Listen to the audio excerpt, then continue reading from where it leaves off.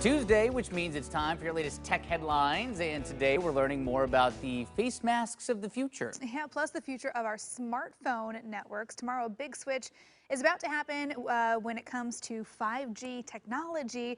Joining us live to break down those headlines and more, because it's been a busy morning in the world of tech, is our tech expert, Greg Nibbler. Hey, Greg, good morning.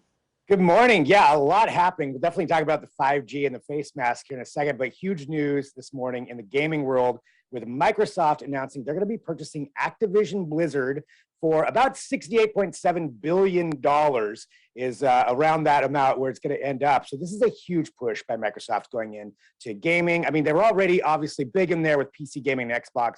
They want to be bigger. So I want to kind of break down just a little bit of what that means. Microsoft is saying this is going to make them the third largest gaming developer in the world when it's all said and done, behind Sony and Tencent. And a lot of it has to do with the catalogs that they're getting. These are big catalogs. We're talking about names like Call of Duty, Overwatch, World of Warcraft. Those are all going to technically be under Microsoft's purview by the time this is done. A lot of questions that kind of come with that. It also makes them big in mobile gaming. Things like Candy Crush will now be a Microsoft technically exclusive once it's done. So huge move by them. This comes on the heels of them buying Bethesda too, which is the Fallout franchise. It's a lot of real name brands when it comes to gaming that Microsoft is getting here. And this is a big part of them trying to make the Xbox Game Pass even more valuable and something that people are going to want to get. There's some concerns, though, that come with this purchase that they're going to have to address. So Activision Blizzard, being one of the biggest game developers, now going to Microsoft, they have a lot of problems going on right now. And it's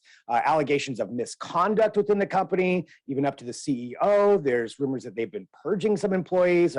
Employees are leaving. So a lot of kind of waters they're going to have to navigate with this, and how they're going to handle that, we'll see in the coming months. But they did say this deal could take up to 18 months to fully complete because it's so big and there's so many regulatory hurdles, but it's a big move at the end of the day for Xbox. I think one of the big concerns that I would have is, are they going to make games like Call of Duty, say the newest iterations, are they going to be exclusive to Xbox? Because if so, that's kind of a blow to Sony right there. Yeah, that would be interesting. Yeah, and I mean, those are games that I've heard of, which tells me that those are really big video games. It's like if I'm aware of any of it, like that's, It must be those a big are some deal. of the biggest on the market, because I don't know the world of gaming at all.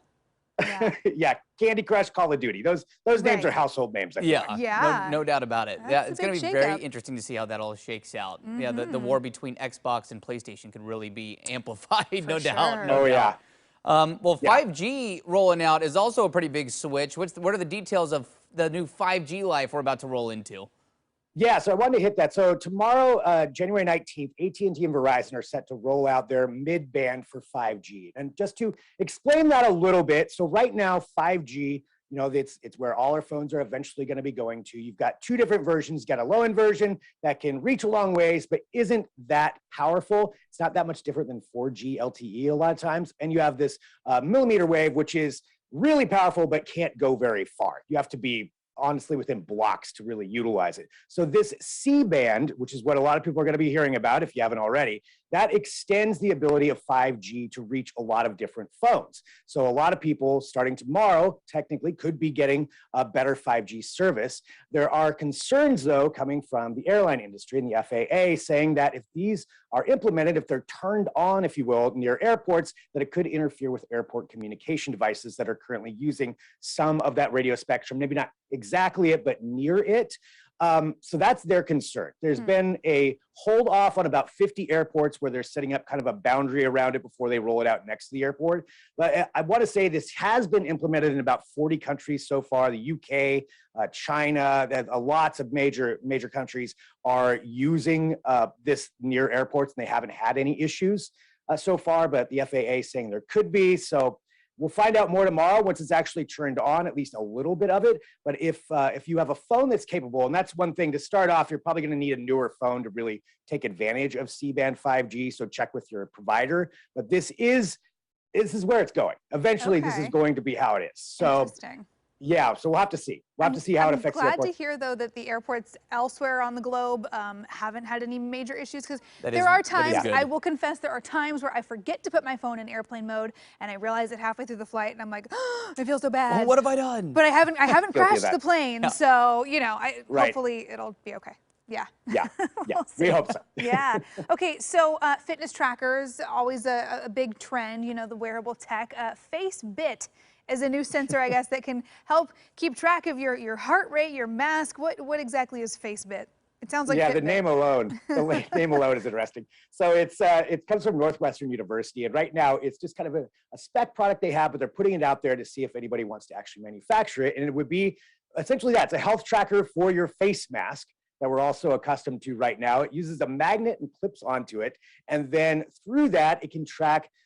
It says that you can track, how tight a fit that you've got on your mask. It can track your heart rate. It can track a lot of different things through this little clip-on that you would have on your mask. And the idea is masks probably aren't going away for a while. It doesn't seem like it right now. And so this is a way to kind of augment that. But a lot of it is they're looking at the health industry too. So this, especially areas where face masks are a part of life. So you could have health workers it can monitor even stress, they said. So if the stress level is getting high, they could let them know to take a break if there's a break in the seal on their face mask. So there are some really valuable use cases. Like maybe the general public may not get these right away, but I think in healthcare situations, this could be pretty cool. I could see that. Yeah, absolutely. Yeah. It's another one of those interesting developments to see if it all goes according to plan. It makes a ton of sense. You just got to test it out. Would it be able to tell me when my breath is bad and I need to brush my teeth? I think you can tell that when your you nose just is put in the there. face mask on? I don't know if you need a I'll sensor leave for that that. between you two. Yeah. Greg, thank you so much for joining us. All your tech wisdom, always appreciate it. We'll see you soon. Sounds great. All right, and don't miss out on the latest in 5G, drones, video games, all that, so much more. Just make sure you follow Greg on Twitter. He's @GregNibbler. All right.